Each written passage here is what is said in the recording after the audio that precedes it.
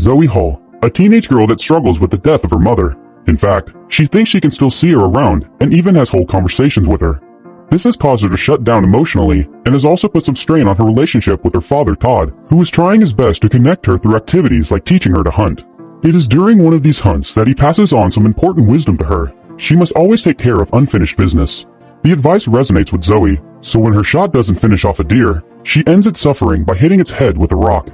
After returning from their little hunting trip, Todd tells Zoe that maybe they should see a therapist again because Zoe is cutting herself off from everything she cares about. This comment angers Zoe, and they start arguing over it for what obviously isn't the first time. Luckily, they are interrupted by her best friend, Lewis Washington, who has come to pick her up in his car. On their way to the school, they exchange insults with some bullies in another car. They also notice their classmate, Chris Jellick, planning a strange device in the middle of an open field, but they think it's just a prank. At school, Lewis tries to ask Zoe to prom, but Zoe dislikes the idea. Lewis thinks Zoe is shutting down too. This irritates her the same way it happened with her dad.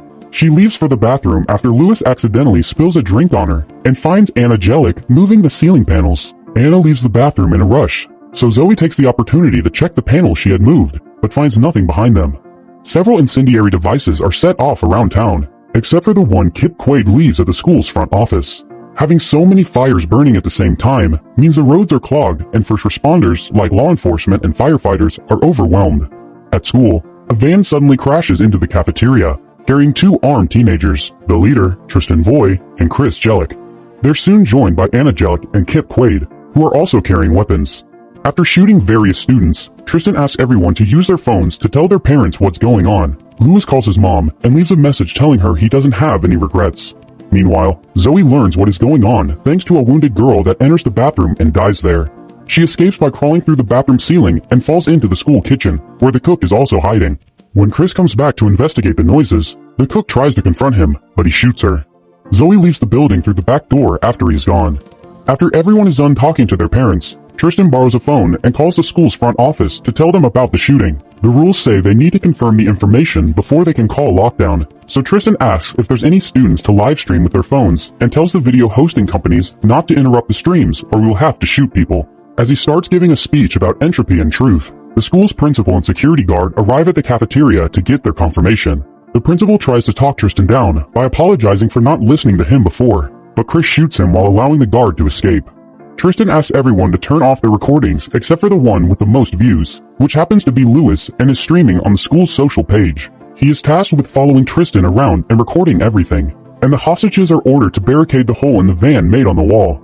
Outside, Zoe considers leaving but comes back when she hears voices. She stops a group of students from entering the school and warns them of what's going on. They all leave except Zoe's friend Cora, who accepts helping Zoe warn the other classes that are still inside. One of the teachers thinks they're pulling a prank and ignores them, so to have better luck with another classroom, they break a window. This time they are heard, and the whole class escapes through the window while Zoe activates the fire alarm. This proves to be useless because Anna goes into the electrical room to disable the alarm and cut off power. Right after the school's front office calls for lockdown, the homemade bomb Kip left there earlier explodes. The police finally arrive then, and Sheriff Tarsi starts closing the perimeter. The situation is finally making it to the news as well. Although they are not showing the stream, they are recording from outside. Irritated, Tristan tells the phone camera that the public wants to see him, not some reporter. Meanwhile, Zoe is searching the school to tell any remaining students to get out, but Anna finds her and starts shooting at her.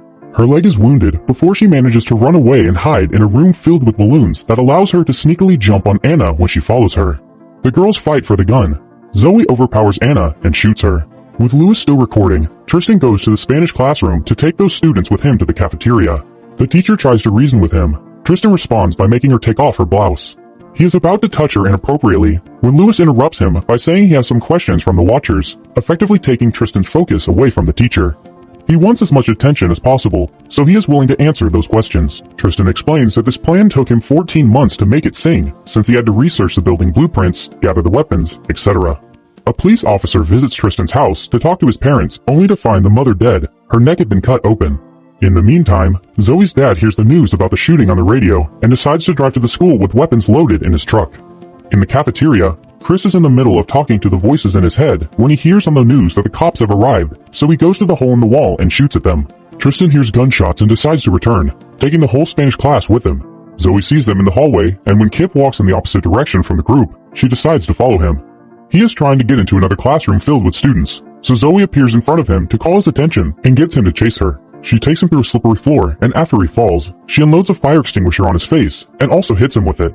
Kip is dragged to the auditorium and handcuffed to a chair, and he confesses to Zoe that he is doing all this because of a bullying incident in middle school that, in his eyes, had never ended. Zoe thinks he is disgusting and pathetic for using that as an excuse for cold-blooded murder. After taking a shotgun, Zoe comes across another group of students with their teacher. Wanting to help them escape, she borrows a phone and calls Cora, who hands her phone to the sheriff so they can coordinate a plan. Sheriff Tarsi tells the reporters to record him instead of the school before calling Tristan's phone. He distracts him with conversation while Zoe safely guides as many groups of students as possible to the exit.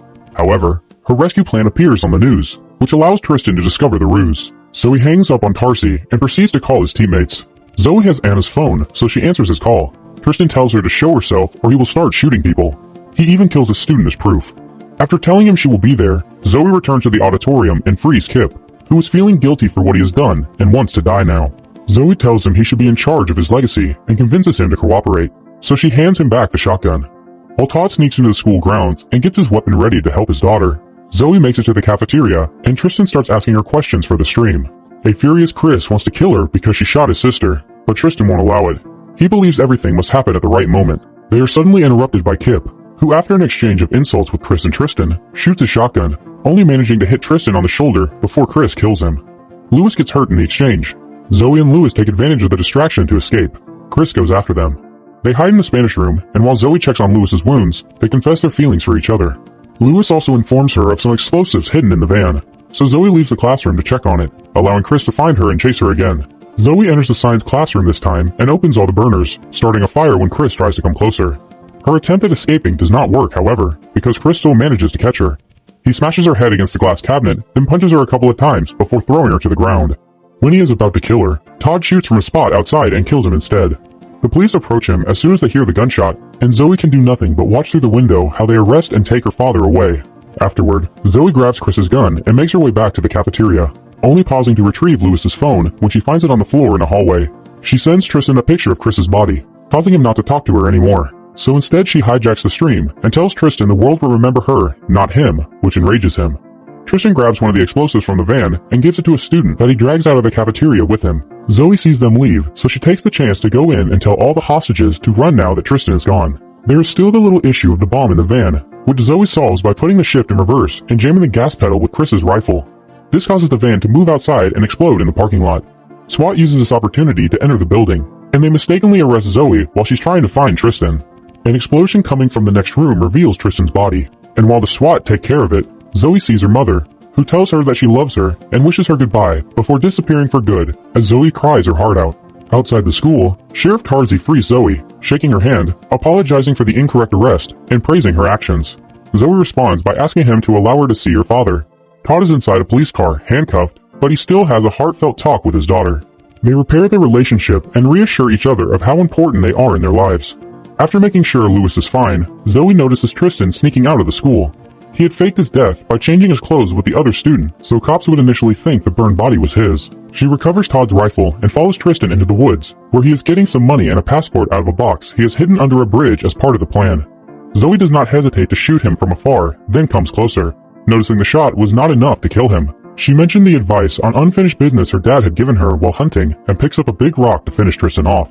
Yet when she brings it down, she does not hit his head. She drops the rock in the river instead. Zoe decides to leave him there to die because, unlike an animal, suffering is what he deserves.